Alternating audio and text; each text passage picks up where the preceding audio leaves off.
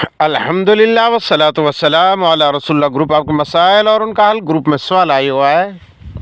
तो इन वाक़े ऐं किस्से जे मुतालिक़ तहक़ीक़ खपे थी।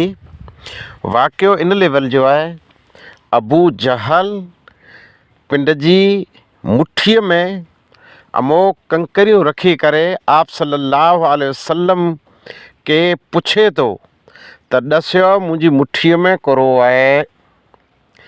तॾहिं उहो पत्थर या कंकरियूं कलमूं पढ़ण लॻियूं। इन वाक़े जी तहक़ीक़ ई वाक़ियो झूठो अने कूड़ो आहे। सही त सही ज़ईफ़ रिवायत में केॾा नथो मिले। इहे अहिड़े कलाकार टाइप जे माण्हूअ तयारु कयो हुयो, बनायो हुयो। शरीयत जो नियम है, आप सल्लल्लाहु अलैहि वसल्लम फरमायो मन कदिब अलैया मुतअम्मिदन फलियतबव्वअ मक़अदहु मिनन नार। जेको शख़्स मूं मोहम्मद अरबी सल्लल्लाहु अलैहि वसल्लम मथे ॼाणी माणी झूठ ॿधंदो, उहो पिंड जो ठिकाणो जहन्नम में तय करे थो। उहो शख़्स वॾो गुनहगार है जेको नबी सल्लल्लाहु अलैहि वसल्लम मथे कूड़ ॿधे थो, अने ही कूड़ आहे। अहिड़ो को वाक़ियो पेश ज न आयो। अने ख़तीब अने अमोक हिंटाणे था हज़ारों बल्कि लखों अहिड़ा मुस्लमान आहिनि जंहिंजे मोबाइल में ई ट्यून अचे थो, कॉलर ट्यून चवनि था, या अहिड़ो कंहिंखे चवनि था जर फ़ोन कयो त बताओ मेरी मुट्ठी में क्या है। ये मड़ा झूठ है, ग़लति है। ये वस्तु इस्लाम में आई है न। जॾहिं त आप सल्लल्लाहु अलैहि वसल्लम जी शान आला है, मर्तबो ऊंचो है। वरफ़ाना लक ज़िक्रक। नबी सल्लल्लाहु अलैहि वसल्लम इमामुल अंबिया आहिनि। नबी सल्लल्लाहु अलैहि वसल्लम इमाम आज़म आहिनि। नबी सल्लल्लाहु अलैहि वसल्लम शफ़ातुल कुबरा जा हक़दार आहिनि। नबी सल्लल्लाहु अलैहि वसल्लम लिवाउल हम्द जा मालिक आहिनि। आप सल्लल्लाहु अलैहि वसल्लम मुज़म्मिल मुद्दसिर नबी आहिनि।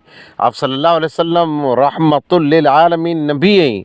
शम्सुज़ ज़ुहा आहिनि, बदरुद्दुजा आहिनि। आयो मीर मोहम्मद घोट जाओ जामनम जो जामोट प्रियम आय थई पालोट खुश थई खलकत वेई खोट।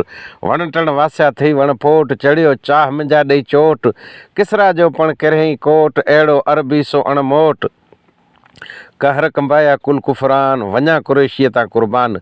नबी सल्लल्लाहु अलैहि वसल्लम जी शान भली ऐं ऊंची है, पण ही वाक़ियो झूठो अने कूड़ो है। जे बताओ मेरी मुट्ठी में क्या है, केॾा अरबी में आए न, केॾा कंहिं हदीस में आए न, कंहिं ज़ईफ़ पण किताब में न आहिनि।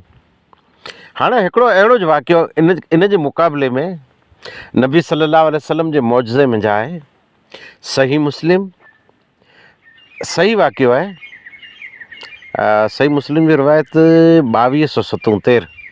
आप सल्लल्लाहु अलैहि वसल्लम फरमायो, जाबिर बिन समूरा रावी हदीस है, इन्नी लअरिफ़ु हजरम बिमक्कत कान युसल्लिमु अलैया क़ब्ल अन उबासा इन्नी लअरिफ़ुहु अलआन। आप सल्लल्लाहु अलैहि वसल्लम फरमायो, नबूअत थी पहला मूंखे मक्के में हिकिड़ो पत्थर सलाम कंदो हो, आऊं उन पत्थर के ओळखां थो। आप सल्लल्लाहु अलैहि वसल्लम फरमाइनि था जे आऊं उन पत्थर के पहचानियां तो, सुञणा तो, ओळखां थो, जेको पत्थर मूंखे सलाम कंदो हो। ये सचो वाक़ियो है, सही वाक़ियो है। त झूठी वस्तु अने ग़लति वस्तु फैलाइणी, इन जे मुक़ाबले में सही वस्तु फैलाई खपे न। आप सल्लल्लाहु अलैहि वसल्लम मथे जानबूझकर झूठ अने कूड़ ॿधणु गुनाह बने थो। फ़अल्लाहुम्मा सल्लि अला मुहम्मद व अला आलि मुहम्मद कमा सल्लैता अला इब्राहीम व अला आलि इब्राहीम इन्नका हमीदुम मजीद।